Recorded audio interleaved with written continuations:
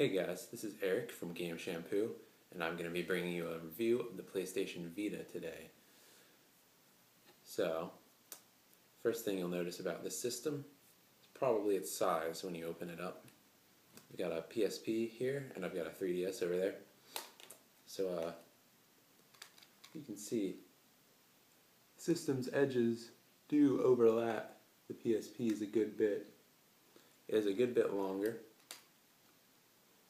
but it is a little bit thinner. This is an original PSP here though, so it's probably about similar to the later models. It does fit nicely in the hands though, nicer than the PSP does.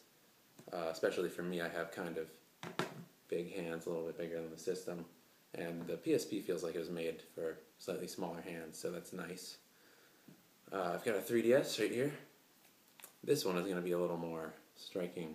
I don't know if you can see that very well, but there we go. You can see that the 3DS is basically the size of the Vita's screen.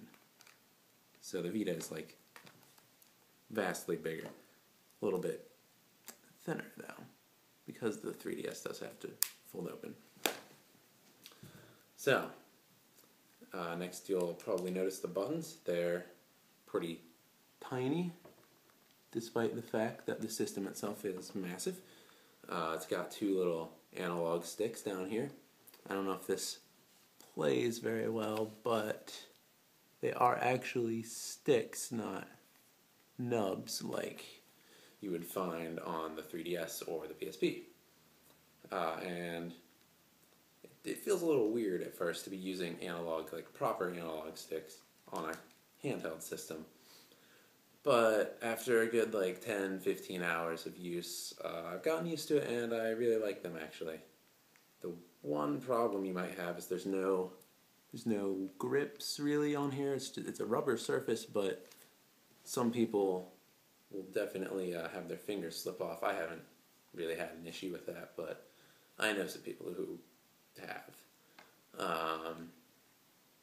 And then on the back here, you've got your touch panel, your rear touch panel, and two little grips, which are kind of meant to signify where the touch panel starts and where the system starts. I really don't get the touch panel, the whole concept of the thing. It's kind of gimmicky, unnecessary to me.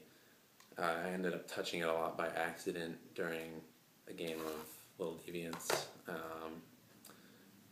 It's just doing things that I didn't really want it to do when I didn't really realize I was touching the panel.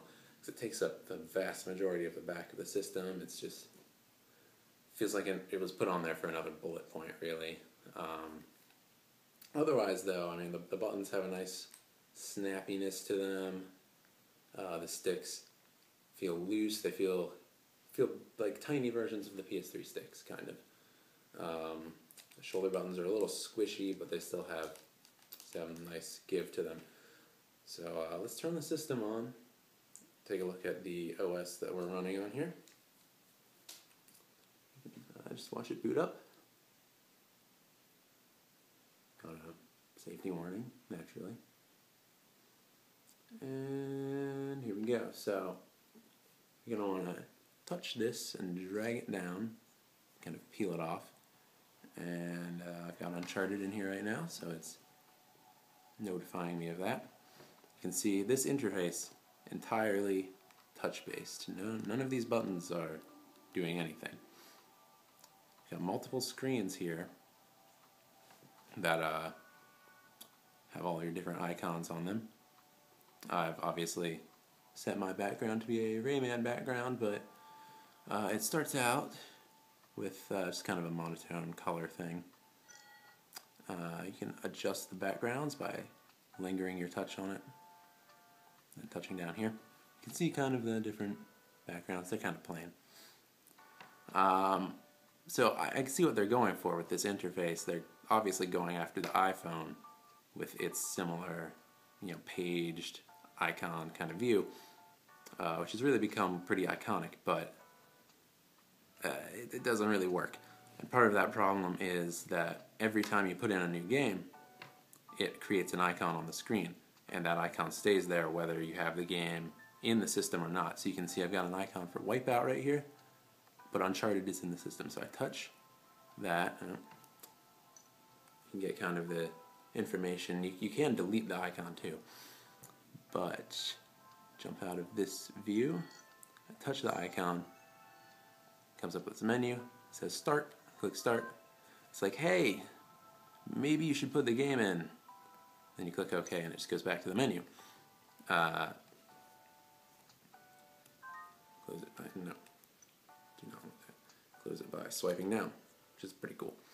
But it feels like a large waste of space on your home screen to be putting an icon for every single game you put into the system when you can't even play a game that's not in your system, so why would you bother? You can see though, we do have trophies right here too. The game has a trophy system just like PS3. It's pretty cool. Alright, we've got a web browser on here. Let's take a look at that.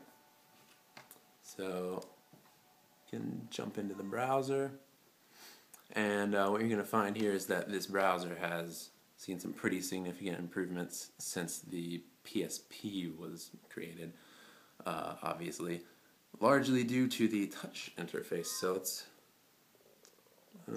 shut up. So you can touch the top, find whatever website you want to go to. It feels much snappier. It feels much more intuitive than the PSPs and the PS3s too. The PS3s was pretty bad. And then you've got your typical stuff: friends list, welcome park, the store.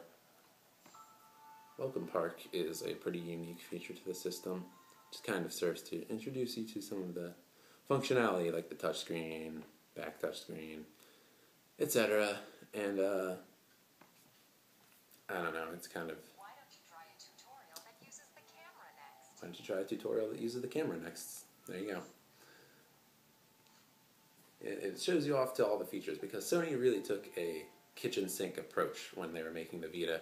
They've got 3G, they've got wireless, they've got the rear touch, front touch, 2 cameras, which, yeah, let's touch on the cameras while we're at it. But it can be kind of a mouthful, and it's good that they have that in there to introduce new players with the system.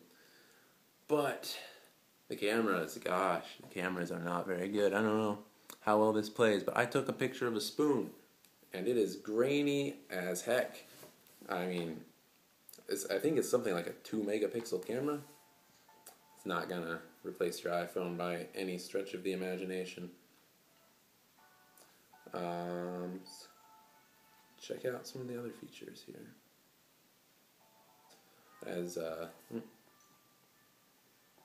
Okay. There are a few online quirks that it's been having, and I don't know if this is because it hasn't released to the masses yet or what exactly, but as you can probably see up here, I am connected to AT&T 3G right now. I do have the 3G model, and I've got to say, there's Wi-Fi pretty much everywhere, so I don't quite understand the significance of having 3G in a system like this when you can't use it to play multiplayer. You can only use it to download games. So I find myself in a house or a restaurant a lot of the time when I'm playing this, and there are already Wi-Fi connections there. It's a bit excessive, and I don't really plan on paying for it much further into the system's future. The system does have a party feature too, right up here in the middle, which you can use to party up with your friends, which is odd because the system has it and the PS3 hasn't even gotten around putting that in there yet. They've been saying they will for years. There's maps. You got pretty standard Maps app on here. It basically is Google Maps. So those of you with Android phones should be pretty familiar with that. What else? Music player. I haven't put any music on here yet. So let's see if it comes equipped with any songs. Nope, no songs. Wow, this looks a lot like the PSP's music player, except using a touch interface. So let's touch artists, for example, and then it takes you to artists. Pretty basic stuff, really. You can copy applications from your PS3 or your PC over there. So if you've got like a large MP3 collection, that's very nice. That's about it. System-wise, feels solid. But in terms of the games that came out for it, that's a whole nother story. I've got Wipeout here, and I've got Uncharted here, and then I've got my copy of Little Deviants, which I received for free in the first edition bundle. Uncharted and Wipeout are great, especially Uncharted, and they're just a small part of what is a shockingly good launch lineup for the system. As you can see, I'm a Rayman fan. Rayman Origins has come out on the system as well. That game is absolutely fantastic. Probably the best on the system if you haven't played it yet. Uncharted, like I said, is great. Wipeout is pretty good so far. Pretty, standard Wipeout. What else is there? There is Hot Shots. That's solid. And there's one more. Luminous Electronic Symphony.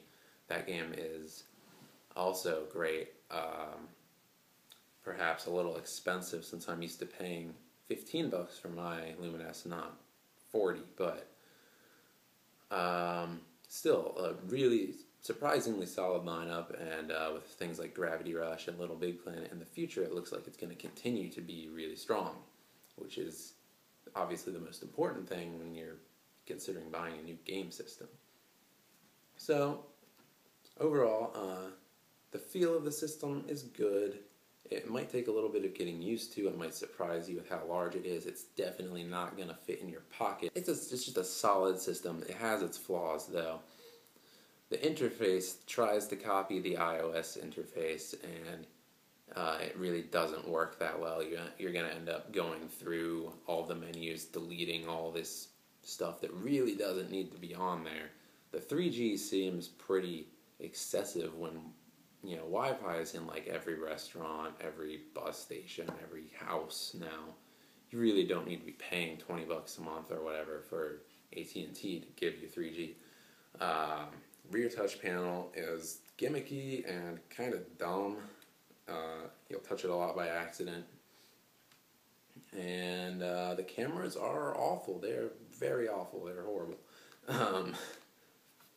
It has a great lineup of games. The screen is fantastic.